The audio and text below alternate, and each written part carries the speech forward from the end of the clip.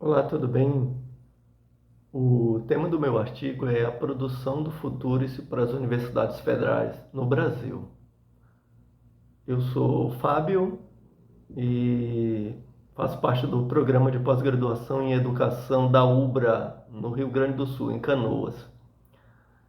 A trajetória das universidades no Brasil ela tem uma marca importante de luta entre aqueles que são motivados por adquirir, através do conhecimento, fonte de recursos, né? E que são os financiadores da organização, né? E a comunidade acadêmica, né? E a questão central dessa disputa ela está relacionada à conquista do espaço para a condução da autonomia e da gestão dessas organizações em si. No Brasil, essas disputas, esses embates, essas discussões, elas têm, é, ao longo da história, têm se colocado como alguns títulos como reforma, reestruturação, ampliação, né? São termos que são usados como propaganda, né? Uma plataforma de propaganda com vários discursos estratégicos para ingerência das organizações em si, né? O último discurso que nós temos aqui no Brasil é um projeto de lei denominado Futurice. Esse foi um projeto de lei apresentado no dia 17 de julho de 2019 pelo então ministro da Educação, Abraham Weintraub, né, do governo Jair Bolsonaro. Eles reuniram no dia 17 de julho com os reitores das universidades do Brasil e apresentaram esse programa chamado Futuris, que tem como objetivo, segundo o projeto, fortalecer a autonomia administrativa, financeira e de gestão das universidades no Brasil. Essa estrutura de fortalecer a autonomia e de fomento à captação de recursos são os pilares do programa em si. E ele tem a divisão em três eixos em si, que era gestão, governança e empreendedorismo, pesquisa e inovação e internacionalização em si. E a universidade poderia aderir ao programa através de um termo de adesão assinado com metas e objetivos que seriam estipulados pelo Ministério da Educação.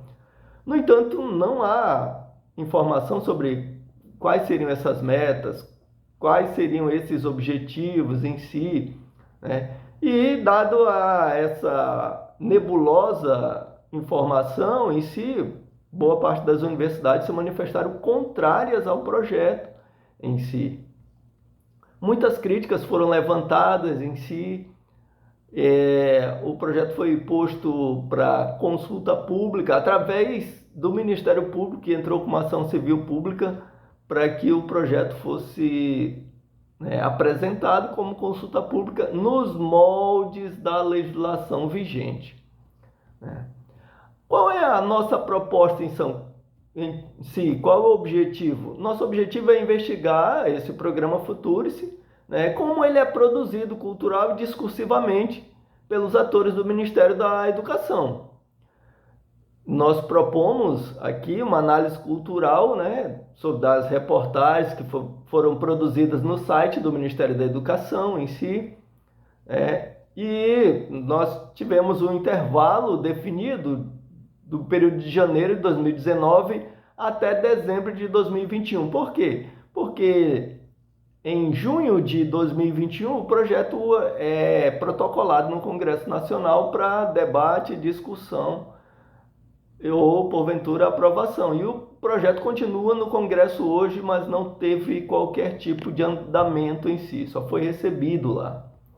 Dentre essas reportagens, nós encontramos 55 diretamente ligadas ao objeto de pesquisa, o Futurice. Nós tivemos 55 reportagens que nós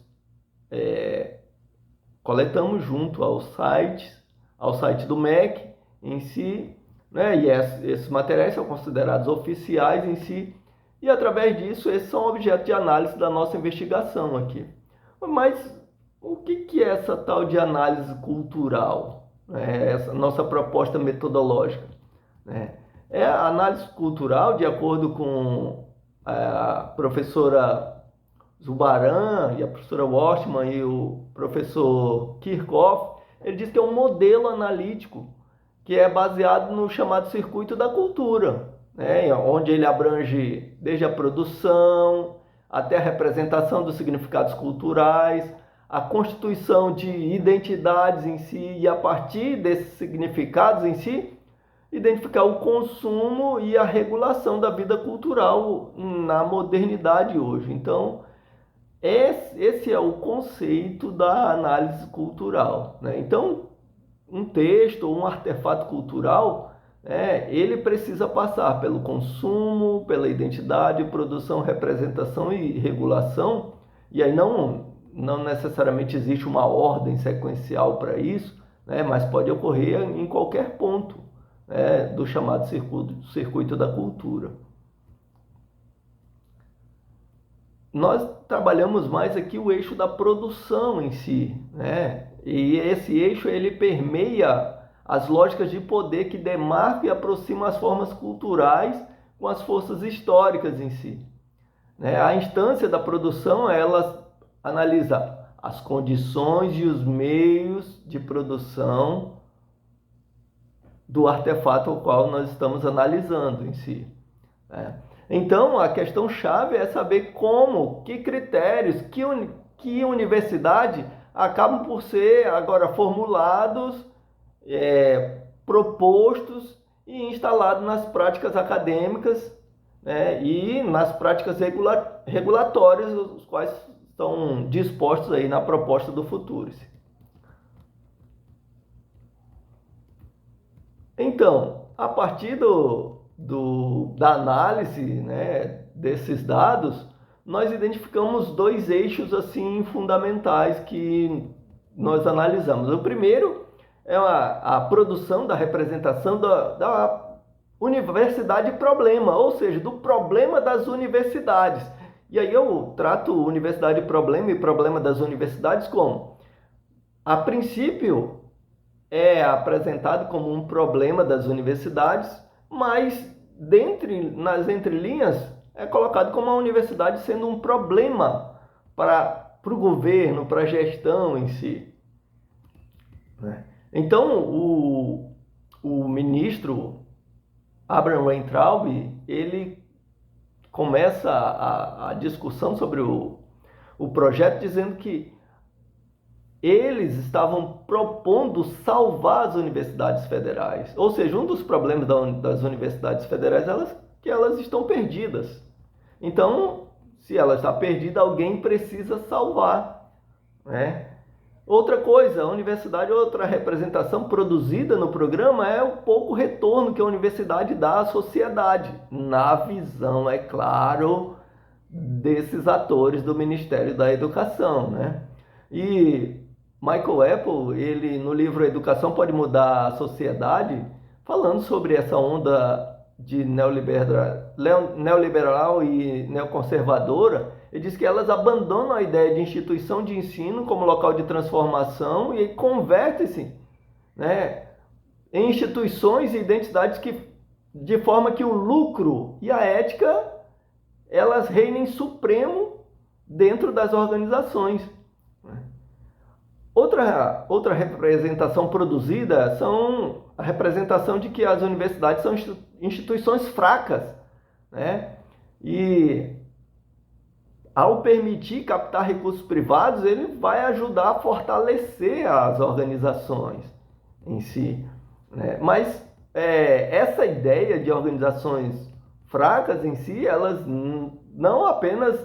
Ele diz como é que vai fortalecer? Fortalecer através da universidade captando recurso e obtendo retorno através de bonificação. E como é isso? É aquela história conhecida de que você tem que captar recurso, você tem que produzir resultado e mensalmente esse resultado é auferido e constituindo, de acordo com o filósofo sul-coreano Byung-Chul Han, é um esgotamento, adoecimento e o isolamento dos indivíduos em si. E a concorrência ela é produzida com a finalidade de minar o debate, né? Cercear a construção coletiva de ideias, né? Retirar o debate, a discussão sobre novas formas de ser, de viver e de existir em si. Ou seja, só existe uma forma, que é a forma proposta no programa. A universidade também tem altos gastos com o pessoal, né? Essa é a constatação, né, verbal, somente verbal, porque não tem nenhum indicador, nada demonstrado que isso ocorra realmente, né? E que os sujeitos universitários, eles são sujeitos criminosos, né? Esses sujeitos precisam, e há uma necessidade de zelar pelo dinheiro do pagador de impostos em si, né? E a autonomia que é concedida, né, no programa, na proposta em si, é para que os alunos falem, estudem e pesquisem com liberdade. Essas são falas do ministro da Educação, né? Então, a retórica da liberdade é acrescentada aqui nesse item, né? Porque agora nós temos sujeitos criminosos e essa afirmação foi objeto de questionamento do Ministério Público Federal, né? E onde o Ministério Público entrou com ação porque eram acusações inverídicas quanto aos sujeitos universitários. Mas, olha, ele precisava, já que a universidade estava perdida, cheia de problemas, havia uma necessidade de salvação. E como? Através da liberdade. A retórica da liberdade agora entra nesse eixo com 4 vertentes. Qual é? A liberdade para fazer o trabalho bem feito, né? Com a ideia de que o futuro vai dar mais liberdade para que nós possamos fazer o trabalho bem feito nas universidades, né?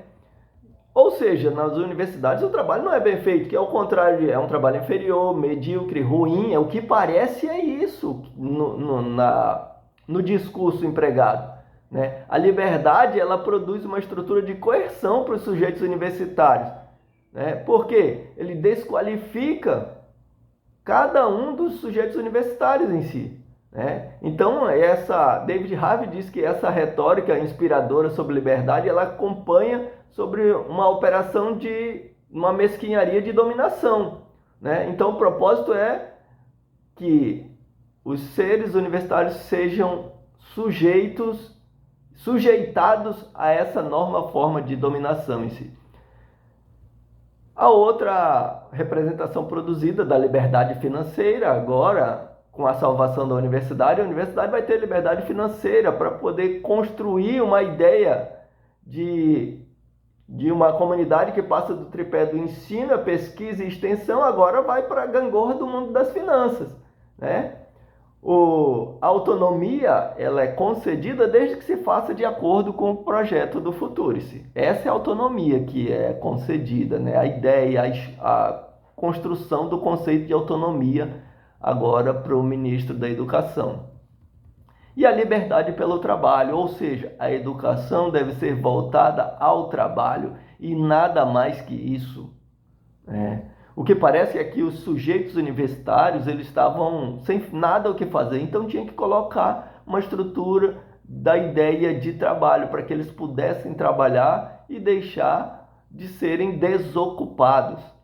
E a última, liberdade pela desvinculação orçamentária, ou seja, a retirada da universidade do orçamento governamental. Então ela ia buscar financiamento por si própria. Então, encerrando aqui, o que nós conseguimos concluir é que as estratégias colocadas em operação lança mancha sobre a imagem da instituição de ensino, produz um discurso de sujeitos criminosos que gastam muito, que são instituições fracas, e para salvá-las, né, há um plano de libertação delas na retórica, um plano de salvação com a retórica de liberdade. E eu queria agradecer a todos, um abraço.